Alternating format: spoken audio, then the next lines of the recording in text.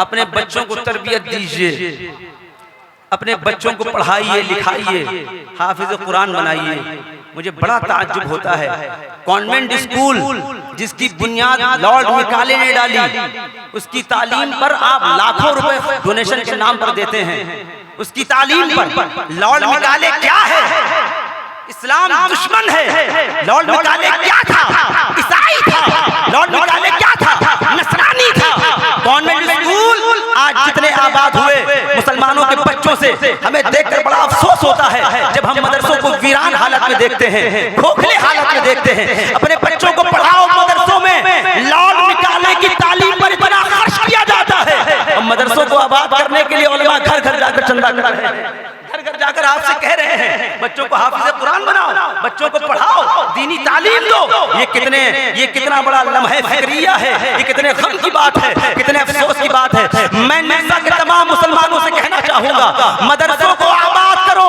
खुदा की कसम, आपके मदरसों से मस्जिदों का वजूद है, आपके मदरसों से आपके दीन का वजूद है, आपके मदरसों से तालीमात रसूल जिंदा है, आपके मदरसों से सुन्नत रसूल जिंदा। मदरसे ना होंगे आपका वजूद बाकी ना होगा। इसलिए मदरसों पर तवज्जो दीजिए। मदरसों का खोखलापन आपको अच्छा नहीं लगना चाहिए, मदरसों को तरक्की दीजिए। आइए हम आगे आगे अपनी बात को बढ़ाएं। लेकिन एक बार और मुझे लगे कि आप सब सुनना चाहते हैं, दोनों हाथों को उठाकर कहें या रसूल अल्लाह। जानते हैं आप, ये हुजूर सल्लल्लाहु अलैहि वसल्लम के जमाने में ये इफ्तराक था। किसने खत्म किया इस इफ्तराक को? एक शख्स हैं, इनका नाम है जाहिर, सब्जी फरोशी का धंधा करते हैं, रोजाना मक्का के बाजार में आते हैं। हदीस शरीफ मौजूद है, सरकार दो आलम सल्लल्लाहु अलैहि वसल्लम से इनको बड़ी मोहब्बत हुई। पहली बार जब लोगों ने बताया जाहिर क्या कर रहे हो, चलो मोहम्मद अरबी से मुलाकात करने के लिए जाहिर दौड़ते हुए आए, कलमा पढ़ लिया। ये सिया फाम है, नीग्रो हैं, जिन्हें काला कहा जाता है, गरीब हैं, सब्जी का कारोबार करते हैं। ऐसे लोगों की हालत उस जमाने में ऐसी थी कि ये किसी मुअज़्ज़ज़ के साथ बैठ नहीं सकते थे, किसी अमीर के साथ बैठ नहीं सकते थे, इनसे रिश्ता कोई नहीं करता था, इनको सलाम कोई नहीं करता था। इनके काले होने की वजह से, इनके गरीब होने की वजह से, इनकी सब्जी फरोशी वाले काम की वजह से सरकार दो आलम सल्लल्लाहु अलैहि वसल्लम की बारगाह में आप ईमान लाए। ईमान लाने के बाद एक दिन पहुंचे मोहम्मद अरबी की बारगाह में, या रसूल अल्लाह, मैं गरीब हूँ, मेरा नाम जाहिर है, मेरे पास आपकी बारगाह में रखने के लिए कुछ भी नहीं है, लेकिन मैं सब्जी का कारोबार करता हूँ। हुजूर, मैंने ये तय किया है जब भी कारोबार करने के लिए घर से निकलूंगा सबसे पहले आपकी बारगाह में आऊंगा। वो करते क्या थे, जब भी सब्जी उगाते कुछ ताजी सब्जियां बचाकर अलग कर लिया करते, और सबसे पहले दुकान लगाने से पहले रसूलुल्लाह की बारगाह में हाजिर आते। अस्सलाम अलैका या रसूल अल्लाह। वालेकुम अस्सलाम। जाहिर क्या बात है? कहा हुजूर, आपकी बारगाह में आया हूँ, ये कुछ ताजी सब्जियां हैं, कबूल कर लीजिए, इसे ही तनावुल कीजिएगा। सहाबा रिवायत करते हैं उनका ये मामूल 1 साल, 2 साल, 5 साल, 7 साल, 10 साल मुसलसल जारी रहा।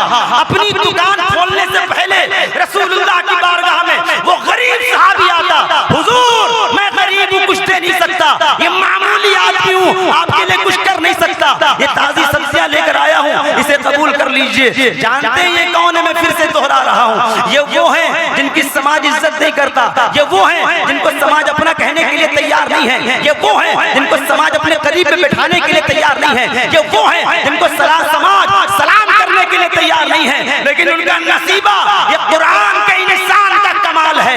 मोहम्मद अरबी ने एक दिन दरवाजा खोला, बाहर तशरीफ लाए, सहाबा को बुलाया, बुलाने के बाद आपने फरमाया, मेरे सहाबा बता सकते हो वो शख्स जो मेरे पास सब्जियां लेकर आता है वो अपनी दुकान कहां पर लगाता है? सहाबा ने अर्ज किया, या रसूल अल्लाह क्या काम है?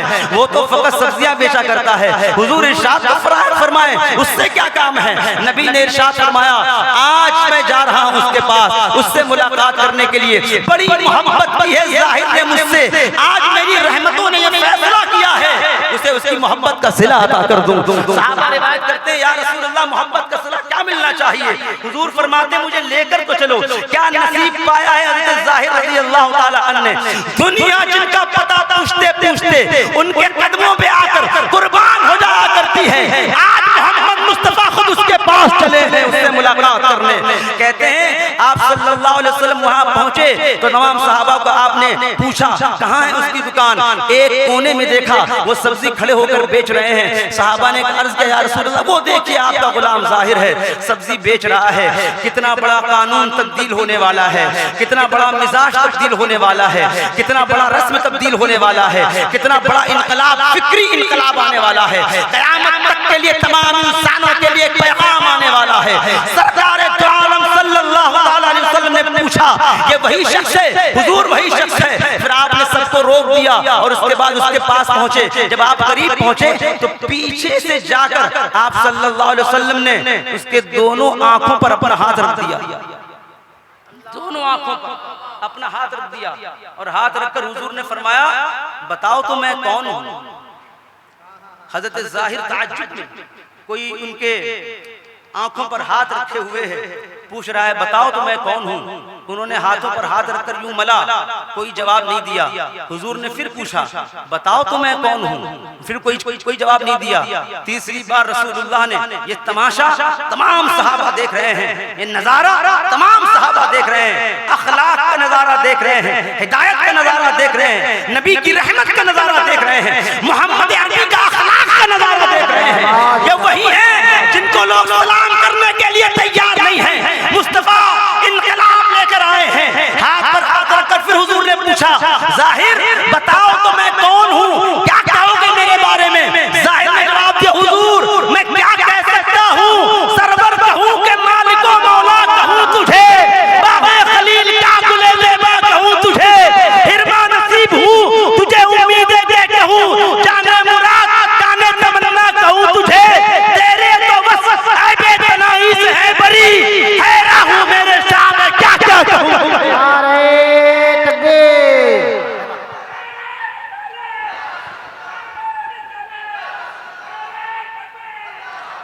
सरकार दो आलम सल्लल्लाहु अलैहि वसल्लम की ये बात सुना, आप सल्लल्लाहु ने हाथ हटाया। जाहिर ने पीछे मुड़कर देखा तो सामने रहमत आलम जलवा फरमा है।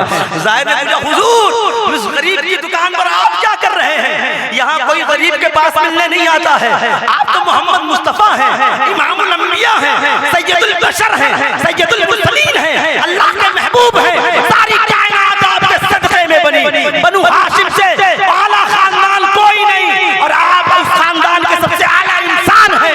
आप मेरे पास आए हैं मुझसे मुलाकात करने के लिए, मुझे गरीब से मुलाकात करने के लिए। मेरा रंग देखिए काला हूँ, मेरे पास माल नहीं, मैं गरीब हूँ। रसूलुल्लाह ने इरशाद फरमाया जाहिर बड़ी मोहब्बत तुमने मुझसे की है, आज तुम्हें तुम्हारी मोहब्बत का सिला देने आया। जाहिर रज़ी अल्लाह ताला कहते हुजूर मुझे गरीब को मोहब्बत का सिला क्या मिलना चाहिए। सरकार दो आलम सल्लल्लाहु अलैहि वसल्लम ने हाथ पकड़ा, हाथ उठाया, तमाम लोगों को बुलाया, बुलाने के बाद इरशाद फरमाया मक्का वालों सुनो, हर एक शहरी का एक देहाती दोस्त होता है, मैं शहरी हूँ, मैंने भी एक को अपना दोस्त बना लिया है। ये जो जाहिर है दुनिया में भी मेरा दोस्त रहेगा, जन्नत में भी मेरा दोस्त है। लोगों तुमने मोहब्बतें की होंगी, मुमकिन है एक बार आपकी मोहब्बत का सिला आपका बेटा आपको ना दे सके, मुमकिन है आपकी मोहब्बत का सिला आपको बीवी आपको ना दे सके, मुमकिन है आपकी मोहब्बत का सिला आपका भाई आपको ना दे सके, लेकिन मोहब्बत मुस्तफा से की जाए तो सिला दुनिया में भी मिलता है, क़यामत में भी मिलता है। मोहब्बत करने के लिए हुजूर सल्लल्लाहु अलैहि वसल्लम जानते हैं ये उस जमाने में वही कर सकता था जिसे अल्लाह ने कुरान का इंसान बनाकर भेजा था। कुरान का इंसान बन जाइए। कुरान का इंसान जानते हैं कैसा होता, जो कुरान का इंसान नहीं होता वो अली असगर जैसे बच्चे पर भी रहम नहीं खाता, जो कुरान का इंसान नहीं होता वो हजरत ज़ैनब के दुपट्टे पर भी रहम नहीं खाता, जो कुरान का इंसान नहीं होता वो हुसैन इब्ने अली की गर्दन भी काटे तो उसका एहसास नहीं होता, जो कुरान का इंसान नहीं होता वो इब्ने ज़ियाद बन जाता, जो कुरान का इंसान नहीं होता वो यजीद बन जाता, जो कुरान का इंसान बनकर अपने दुश्मनों के प्यासे घोड़ों को भी पानी पिला दे उसी को कुरान का इंसान। कुरान का इंसान देखना है, ऐवाने करबला जाइए, कुरान का इंसान देखना है, मक्का जाइए। आप कहेंगे हम्माद मियां अभी आपने कहा सियासत ना हो कोई बात नहीं, मईशत कमजोर हो गई है कोई बात नहीं, पैसा नहीं कोई बात नहीं, कुरान पढ़ो, कुरान को आम करो, कुरान की मोहब्बत करो, कुरान को अपनी जिंदगी बना लो। दुनिया की कोई ताकत ना आपको हरा सकती है ना आपको घुटने पर ला सकती है। हमने ये बात ऐसे ही कह दी है। तारीख इस्लाम का एक अहम बाब आपके सामने खोलने जा रहा हूँ, लेकिन अगर आप सुन रहे हैं एक बार मुझे मेरे सामने इस बात का इजहार कर दीजिए। अंसार मोहल्ला वालों, आप लोगों की ये शिरकत अल्लाह अपनी बारगाह में कबूल फरमाए। तारीख का अहम बाब खोल रहा हूँ, सारा मजमा दोनों हाथों को उठाकर कह दे या रसूल अल्लाह। आप कह रहे हैं बताइए क्या बात है, कुरान अगर हम कुरान से रिश्ता जोड़ लें दुनिया फतेह कर लेंगे, कुरान से रिश्ता जोड़ लें दुश्मनों को हरा देंगे, कुरान से रिश्ता जोड़ लें अज़मत रफ़्ता का हुसूल हो जाएगा, कुरान से रिश्ता जोड़ लें दुनिया कदमों को चूमेगी। हम कहेंगे हाँ ऐसा ही हुआ है। कब हुआ है? हमने कहा जब मालदीव फतेह हुआ। हमने एक मुल्क देखा है श्रीलंका के करीब, भारत से तकरीबन 700 किलोमीटर की दूरी पर, जिसे मालदीव कहा जाता है। हमने उसके बारे में जानने की कोशिश की। वहाँ पर सरकारी तौर पर अल्कोहल हराम है, वहाँ पर बैंड है, वहाँ पर शराबें नहीं बेची जा सकती सरेआम होटलों में, या आप गूगल से इसकी मालूमात ले सकती हैं। बहुत ताज्जुब हुआ हमें मालदीव के बारे में जानने के बाद। क्या है मालदीव में ऐसा, क्या है मालदीव के लोगों में ऐसा? जब हमने पढ़ना शुरू किया तो मालूम हुआ कि 98% तकरीबन वहाँ पर मुसलमान हैं। वहाँ का सरकारी मजहब कुरान है, सरकारी मजहब वहाँ का इस्लाम है। हमने जानने की कोशिश की मालदीव में इतने मुसलमान कैसे आए। शायद ये लश्कर लेकर आए होंगे, शायद ताकत लेकर आए होंगे, शायद कुव्वत लेकर आए होंगे, शायद तलवारों के जोर पर आए होंगे, शायद खौफ लेकर आए होंगे, शायद डर लेकर आए होंगे। जैसे दुनिया के तमाम लोग मुसलमानों पर एतराज करते हैं, लश्कर लेकर आए थे तब जाकर भारत में बस पाए, ताकत लेकर आए थे तब जाकर भारत में टिक पाए। ये तमाम इल्जामात जो दुनिया लगाती है, एक बार मेरे जहन में भी आया शायद मालदीव में भी ऐसा ही हुआ हो।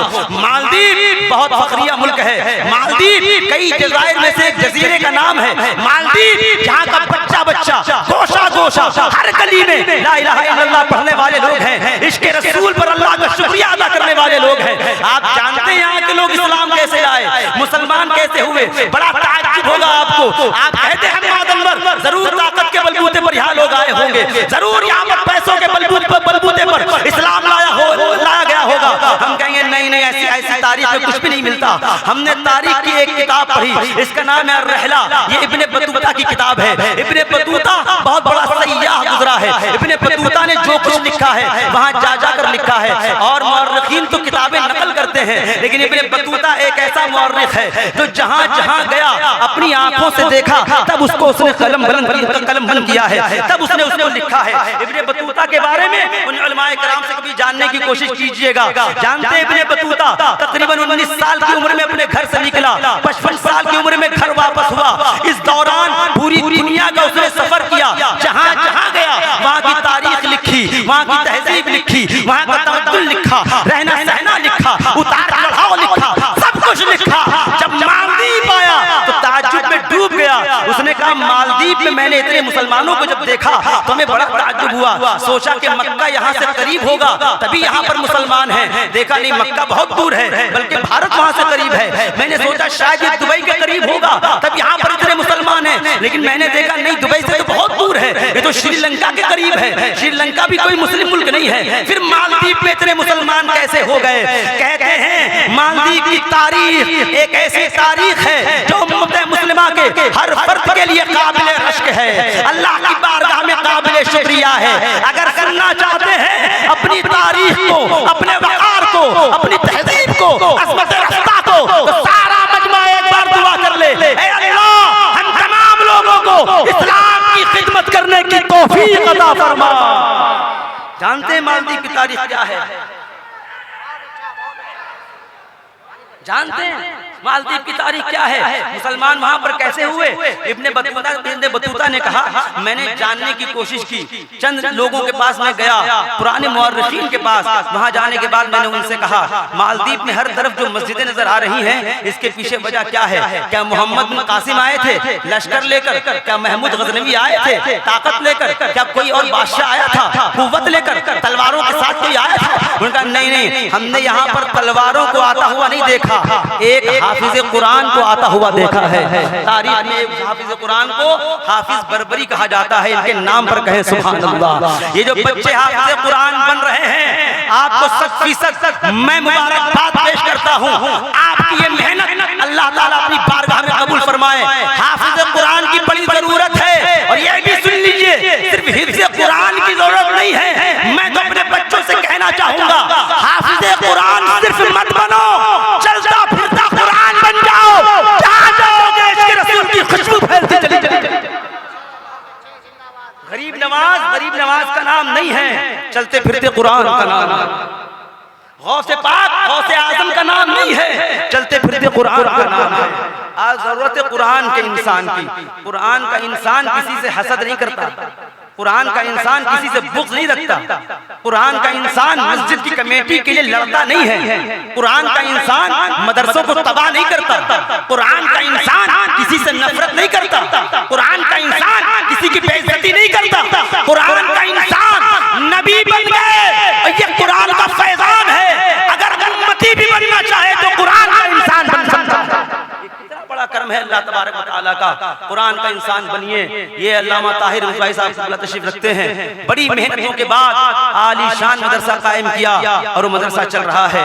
इस मदरसे को जिस मदरसे की तरक्की नजर आ रही है, यहाँ का शौक नजर आ रहा है, जिसे मिफ्ताहुल उलूम के नाम से आप जानते हैं, ऐ अल्लाह इसे खूब तरक्की अता फरमाए।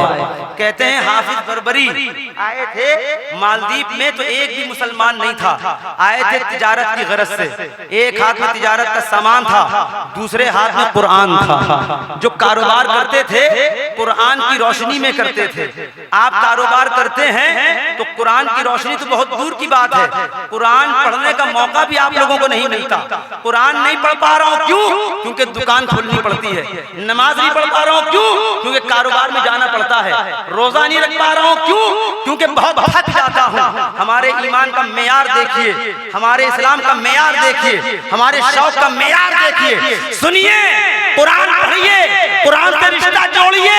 और अगर बहुत सारे जिंदगी में गुनाह हो चुके हैं, हर तरफ बदकारी है, बेहयाई है, बेशर्मी है, बेनमाजीपन है, बदतमीजी है, नफरत है, हसद जलन है, तो सुनिए, मेरा ईमान है कुरान पर। जो कुरान काफिर को मोमिन बना सकता है, वो कुरान बेनमाजी को नमाजी बना सकता है।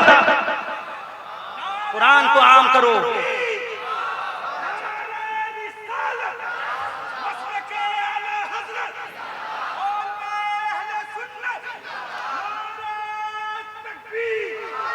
कुरान को आम करो।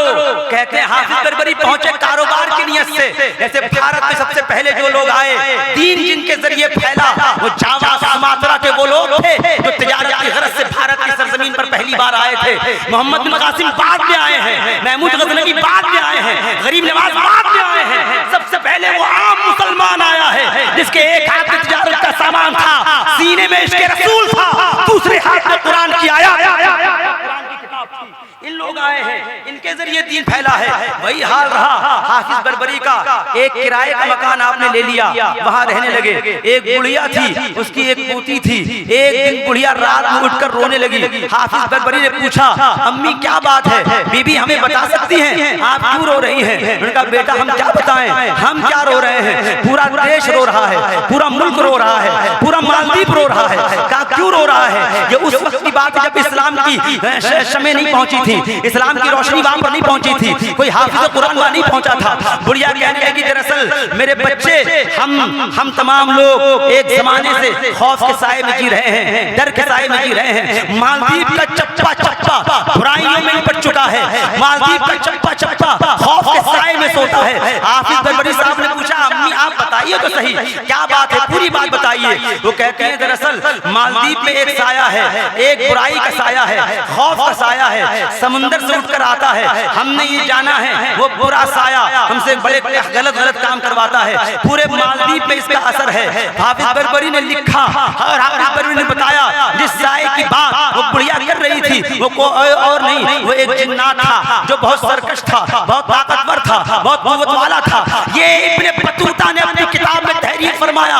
बुढ़िया की ये बात सुनी तो आपने पूछा आप रो क्यों रही है, जरा ये बताइए। कहा दरअसल मालदीव में एक रिवाज है, एक रस्म है। कहा कैसी रस्म? का साल हो जाने के बाद हम एक लड़की को तैयार करते हैं, उसके नाम लिखा जाता है। 4-5 लड़कियों का नाम लिखने के बाद उसका एक रुक्का निकाला जाता है। जिस लड़की का नाम आ जाता है उसे दुल्हन की तरह तैयार किया जाता है। तैयार करने के बाद उसे एक मंदिर ले जाया जाता है, माबद में उसे छोड़ दिया जाता है। सुबह जब हम जाते हैं तो उसकी लाश वापस ले आते हैं। जानते हो आज मेरे साथ क्या हुआ है, मुझ बेसहारा के साथ क्या हुआ है। मेरी एक पोती है, आज रुक्के में उसका नाम आ गया है। मैं आपसे क्या बताऊं, तुम मेरे किराएदार हो, तुम अजनबी हो, तुम्हारा मुझसे कोई ताल्लुक नहीं सिवाय इसके कि तुम तिजारत की गरज से आए हो, वापस चले जाओगे। मैं अपना दर्द तुम्हें क्या बताऊं। हाफिज साहब ने कहा नहीं बीबी आप मुझे पूरी बात बताइए, उसके बाद क्या होगा। कहा मेरी पोती है, एक लौती पोती है, बज़ाहिर इसके अलावा मेरे पास कोई और सहारा नहीं है। आज इसे दुल्हन बनाया जाएगा, इसे ले जाया जाएगा, कल इसकी लाश उठाकर मैं ले आऊंगी। हम रो रहे हैं, पूरा मुल्क रो रहा है, पूरा समाज रो रहा है। हम खौफ के साए में जीने वाले लोग हैं, डर के साए में जीने वाले लोग हैं, मनहूसियत के साए में जीने वाले लोग हैं। हंसी क्या होती है हमें नहीं पता, मुस्कुराहट क्या होती है हमें नहीं पता, खुशहाली क्या होती है हमें नहीं पता। आप बताओ हम क्या करें। तो हाफिज कुरान हाफिज बरबरी ने जवाब दिया बीबी परेशान ना हो, आज तुम भी जान लो हम भी अजनबी नहीं, हम भी आम इंसान नहीं। अल्लाह का कलाम मेरे सीने में है, मुझे दुनिया हाफिज कुरान कहती है। क्या होता है हाफिज कुरान से? आपने जवाब दिया जहां पर कुरान होता है वहां खौफ नहीं हुआ करता, वहां डर नहीं हुआ करता, वहां कुफ्र नहीं हुआ करता। आज आप घबराइए नहीं, हम आपकी मदद करेंगे। बुढ़िया ने जवाब दिया तुम अलग मजहब से ताल्लुक रखते हो, मैं अलग मजहब से ताल्लुक रखती हूँ, तुम मेरी मदद क्यों करोगे, तुम मेरा दर्द क्यों समझोगे। तो उन्होंने जवाब दिया हम बीबी जान आपको नहीं मालूम हम मुसलमान हैं, जब किसी की मदद करते हैं मजहब नहीं देखते, उनके जख्मों को देखा कर मुसलमान हैं। हमारे नबी ने हमें यही सिखाया है।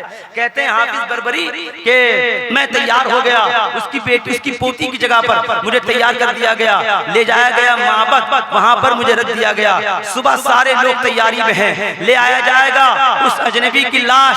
आज वो भी मर चुका होगा, जैसे पीछे पहले लोग मर चुके हैं, जैसे न जाने कितनी बेटियां जुदा हो चुकी हैं, आज ये भी मर चुका होगा। हर कोई परेशानी के आलम में, तज़ब्ज़ुब के आलम में, परेशानी के आलम में। सुबह जब पहुंचा तो सबने अपनी कानों से सिर्फ एक आवाज सुनी, कोई अल्लाह का कलाम पढ़ रहा था, कोई कुरान पढ़ रहा था। माबद में बैठकर पूरा मालदीव गैर मुस्लिम है, बड़े ताज्जुब में सबने झांक कर देखा तो हाफिज बरबरी कुरान खोलकर कुरान पढ़ रहे थे।